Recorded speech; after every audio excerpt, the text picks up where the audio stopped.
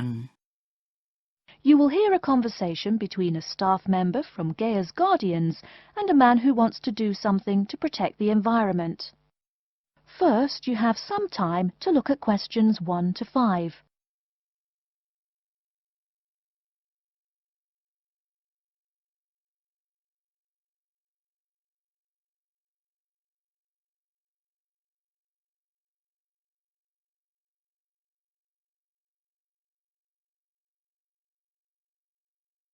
Listen carefully and answer questions 1 to 5. Hello, how may I help you? Well, I've been seeing these yellow boxes in front of a lot of houses in my neighborhood. Just wondered what they were for. I noticed your phone number on all of them, so I called.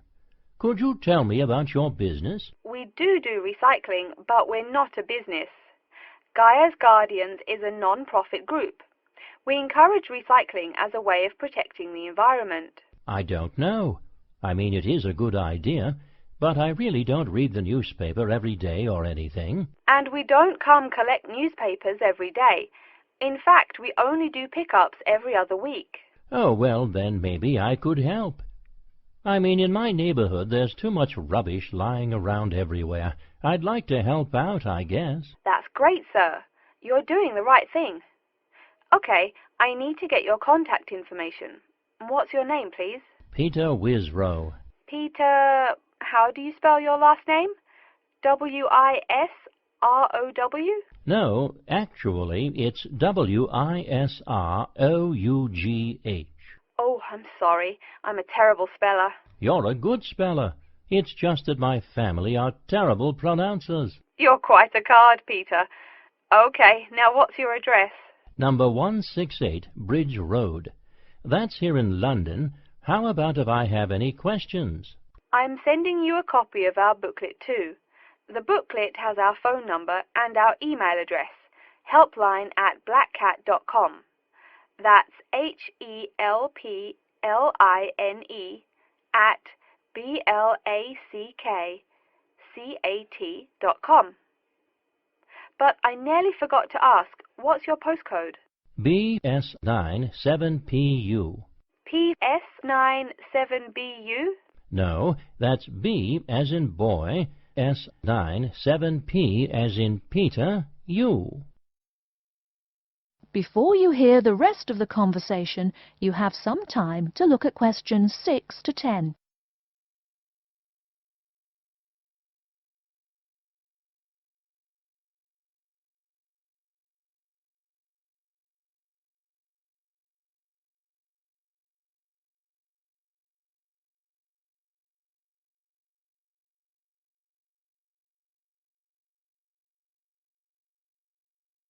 Now listen and answer questions 6 to 10.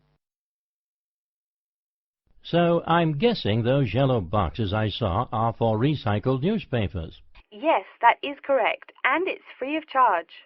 Wow, that's good news. Do you recycle anything besides newspaper?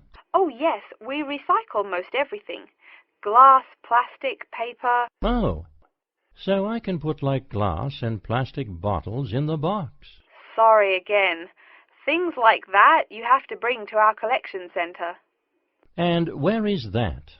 Our main centre isn't that far from you. It's actually right on the east side of Central Park. That new blue building? That's the one.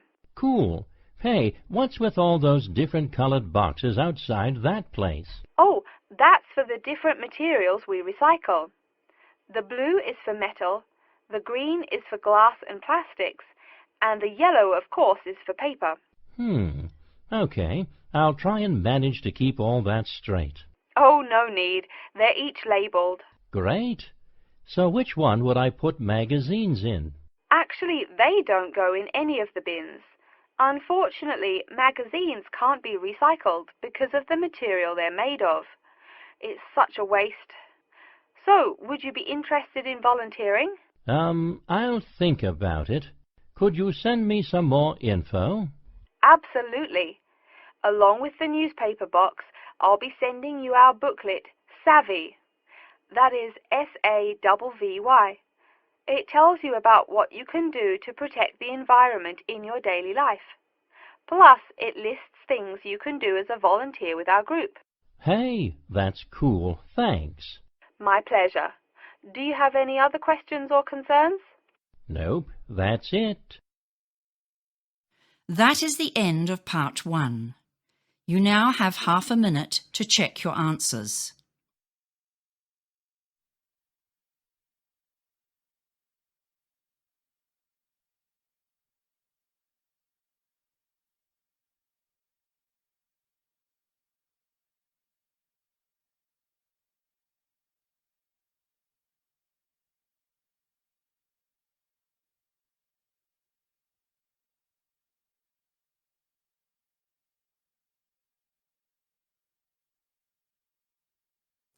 Now turn to part 2. Part 2. You'll hear an introduction about how to make a resume and apply for a job. First, you have some time to look at questions 11 to 17.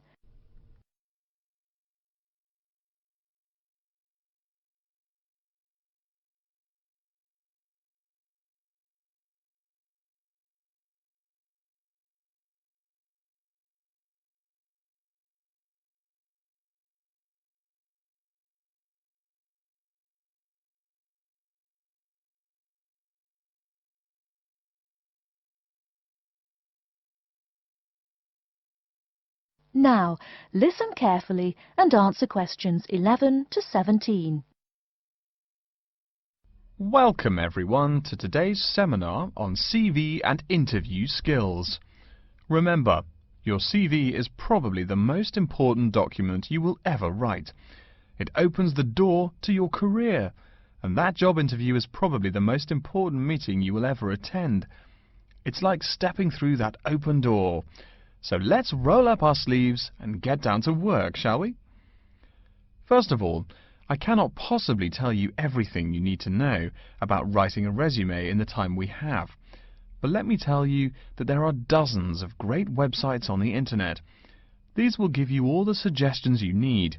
If you look at the paper I gave you, you will see a list of the dozen most popular sites. I can mention a couple of important points, however. One is that your CV or resume should not be too long. A page is about right. Why? HR departments do not have the time to read long documents. Too many people are sending too many CVs. After all, the economic crisis of 2008 is still very much alive. Everyone needs a job now. No matter how short you make that resume, though, you do not want to forget to tell HR how to contact your references. References are people who will give you a recommendation for a job. That's usually an ex-boss or a professor who knows you well. Do not use relatives. I don't care how much your mum loves you. Also, when you send that CV, be sure to include a typed cover letter. A cover letter is a letter where you basically are asking for a job. It's like introducing yourself. Make it brief. The real information about you is on that CV of yours, and please make sure the letter is typed. It doesn't matter if your handwriting is beautiful or not. Companies only read typed letters. Another point about CVs is you should try to have an attractive layout. Maybe use different type fonts or colors to highlight information. Some people include a photo. You can find dozens of examples on the internet. Whatever layout you decide to use, however, avoid all spelling and grammar errors. I used to be an HR manager. If I saw a mistake, that CV went into the garbage. Something you write in a CV is a description of your skills and experiences in an interesting way. Mention training, too. I mean, these are what get you hired. Do not just say, I have lots of experience, or I have many skills. Tell that boss what you did, for what company, and when. Better, tell him how well you did it. Don't just say, I sold houses. Say, I sold £2 million worth of houses in my first year. That is, say something to make the person reading excited and curious. Finally, speaking of CVs, it's sad, but some people actually forget to provide a contact number. That's pretty silly. You wrote a great CV. You have HR dying to meet you, and they don't know how. You forgot your phone number. Oh, sure, if you apply online, they have your email address, but you just showed them you're forgetful. Why are they going to want to talk to you after that? Before you hear the rest of the talk, you have some time to look at questions 18 to 20.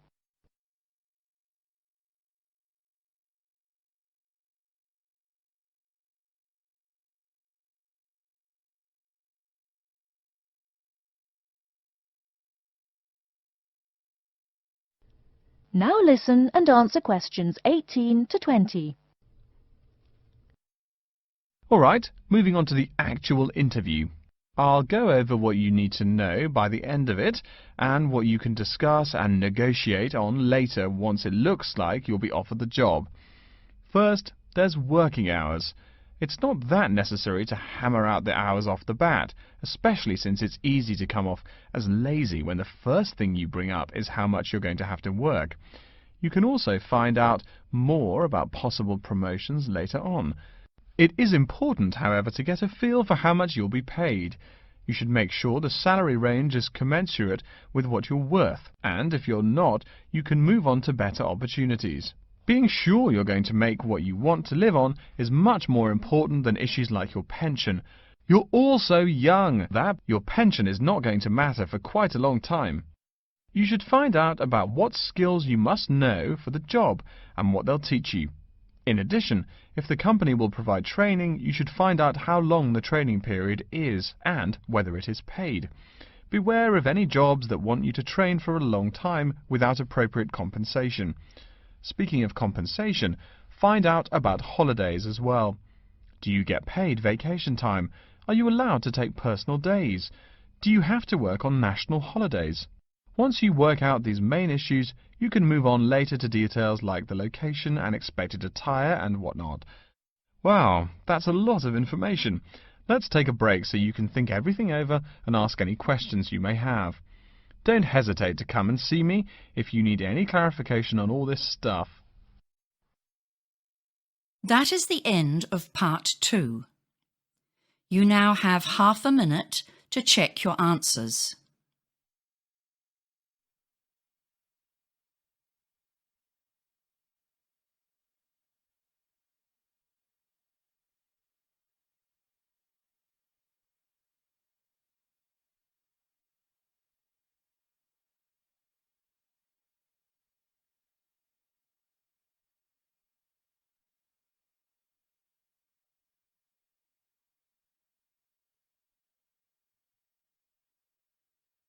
Now turn to part 3.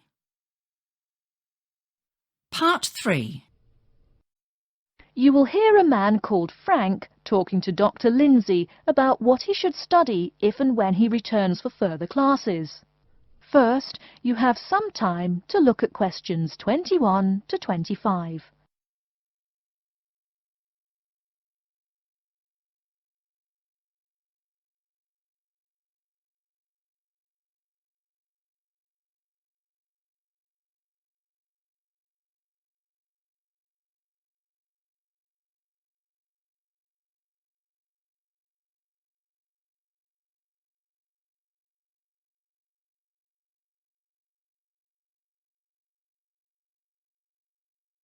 Now listen carefully and answer questions 21 to 25. Hello, are you Dr. Lindsay, the returning student's advisor? Yes, that's right. Are you Frank? Your appointment wasn't until 2, but that's okay. Please come in and have a seat. Thanks. I like to arrive early whenever I have anything to do. That's certainly a praiseworthy habit. Let me see. It looks like you've taken a long break from school, and I understand you wanted to have a chat about what you should study if and when you return for further classes. It's such a big challenge. I don't know if I'm crazy for doing this or not. Believe it or not, I know exactly what you mean. Before I began working here at the university, I taught primary school for nearly 10 years. It takes a lot of courage to go back to school. I feel more shy and scared than the primary students I teach. In the schools I taught, I found today's youngsters are very sure of themselves. In terms of intelligence, I have a lot to teach them. and the maturity level of much of my class leaves something to be desired. But in terms of confidence, wow, a lot more confident than I am now, that's for sure. Stop fretting. A brave man is a coward who refuses to run. Let's talk about your strong points. You seem an intelligent man. What is it you would like to study? You see, I've been teaching children for a few years, but I think I'm happier teaching adults. I think teaching students in middle school is much more satisfying because they end up being much more grateful for your work. If I may ask, what got you interested in teaching adults? A lot of things, I guess. I met my future wife back in my first year of college. She always complains that I was more interesting then. She says that now I talk like I'm 7 years old. That's probably from being with children all day. Again, I know just what you mean. My husband used to say the same thing about me when I taught kindergarten. Anything else? Well, yes. Fairly often now I run into former students and we talk. Some of them are getting close to being grown up. I guess I think more and more about how people develop over time. So I'm interested in the results of education, you know, the final stages. I see. Well, coming back to the university can be both difficult and very rewarding. There are some problems unique to returning students, you know, older students like yourself. What do you think is your greatest weakness? Well, I actually think my confidence is getting better. I'm definitely overcoming my introversion and starting to be much more comfortable in front of a class. To tell you the truth, I'm afraid I'm rather behind the times about many things. It's more difficult for me to chase after the popular things youngsters are fond of, such as iPhone, Twitter, if you name it. I think I understand. Before you hear the rest of the talk, you have some time to look at questions 26 to 30.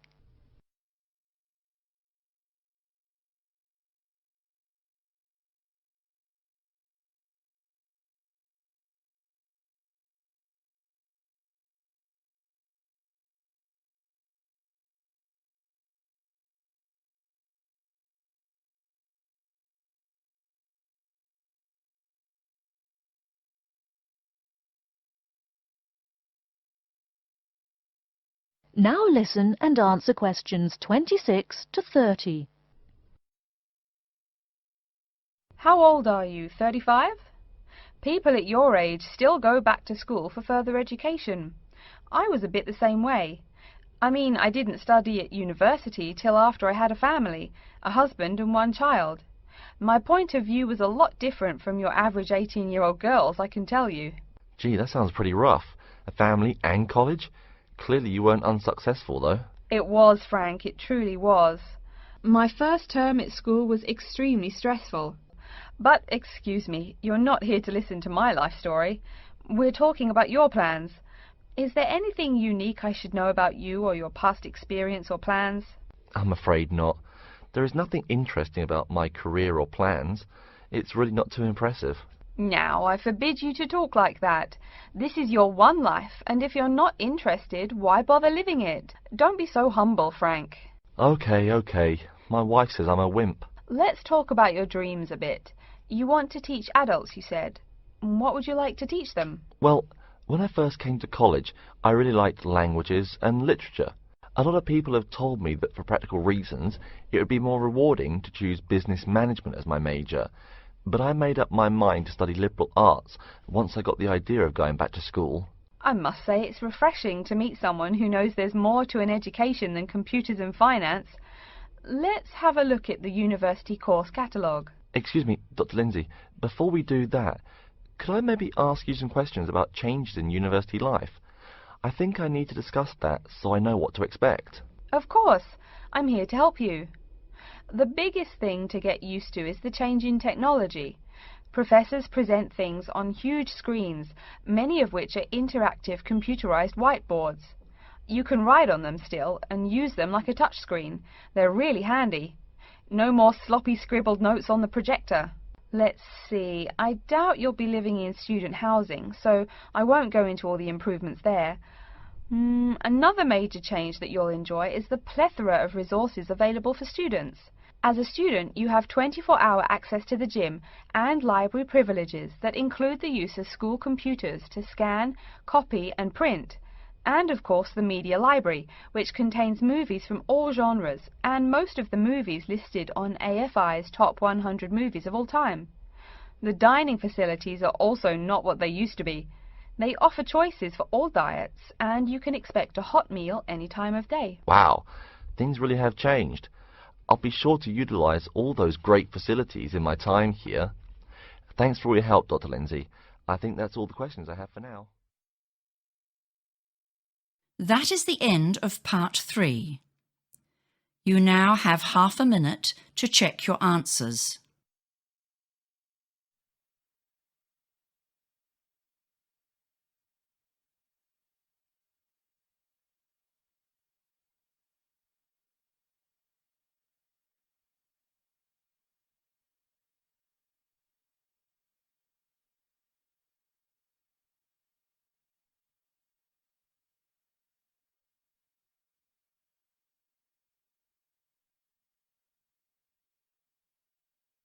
Now turn to part 4.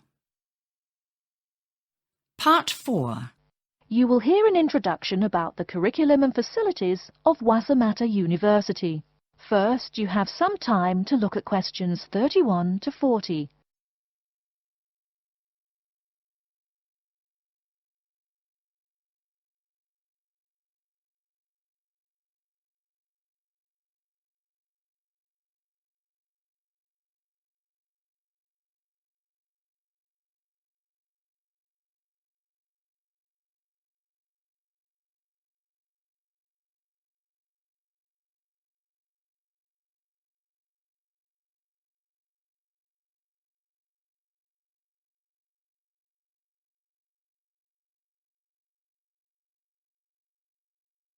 Now, listen carefully and answer questions 31 to 40.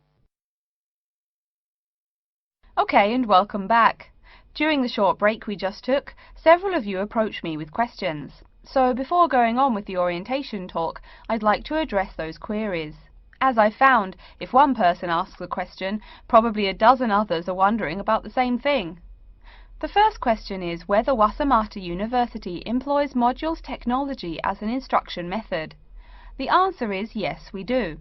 At least that's what the university catalogue says. If some of you don't understand what modules technology is, don't worry. I googled the word but couldn't find it. Apparently, though, it's a method of broadband wireless access. At least, that's what an American company's website told me. But again, don't worry. If you need to know something more, your professor can tell you. Another question someone asked me was what tomorrow's workshop on research methods and skills was about. Well, research skills include any method you can imagine for finding and presenting any information you need. That's not just schoolwork either. Writing English, the native language for most of you, and finding a job are also research skills. And yes, those will be addressed in tomorrow's workshop. As you know, Wasamata University is one of this country's premier universities for the study of the dismal science, economics. Some of you, it seems, want to get a jump on their classmates. During the break, half a dozen of you came up and asked me where to find economics tomes. I know it's odd, but this school's library holdings are divided up between 2 libraries. Economics books are in the old library. If you look out of the window behind me, you can see it. It's the red brick building. Oh, before I forget, you economics types also need a lot of math, am I right? Well, those math books are neither in the old library nor in the new one. They can be found in the math department building. Why am I telling you this? Doesn't the invisible hand guide economists? Maybe it's good you asked. In 2008, that hand shoved most of the world economy off a cliff, didn't it?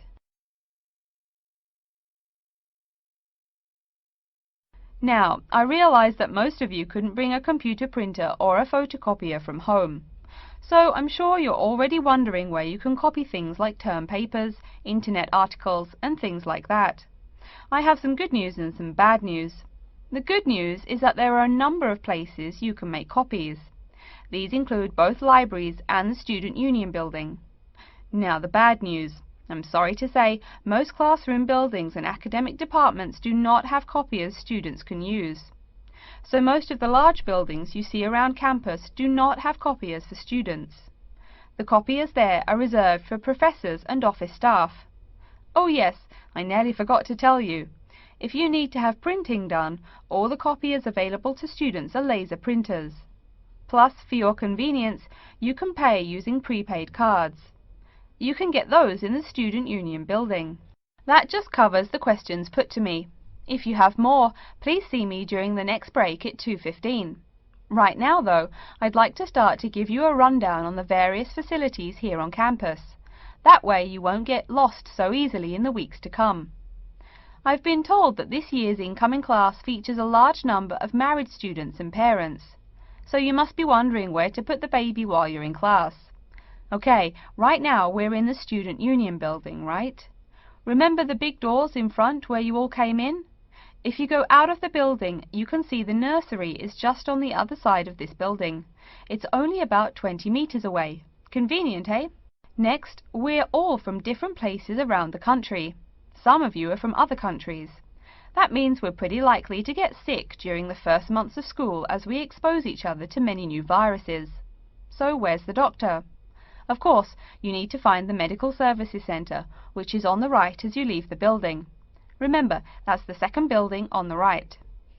And if you look out of that window, you can see a lot of antenna and satellite dishes on the roof. So that's what we call the Media Centre. Yeah, I know, I think it's confusing too. The Media Centre is next to the Medical Centre. The chairwoman of the journalism school on the first floor doesn't like it when people who wander in there mistake her for a nurse. Chances are you'll have at least one math class while you're here. That red building there, just outside to the left, is the math department building. I know, it looks about as old as the subject of math, but I assure you that the inside is equipped with state-of-the-art classroom equipment, including interactive chalkboards and surround sound in every room. Oh, can you see the back building there? Yes, behind the Media Centre. Quite new, isn't it? That's the new library, just decorated. They're back to back, you might say. If you look just to the left of it at the lower, older-looking building, you'll find the old library. It's nice and quiet, perfect for those marathon study sessions during exam week. Since the weather is so nice, why don't we stop looking at our maps, but go for a walk around the campus? That is the end of part 4. You now have half a minute to check your answers.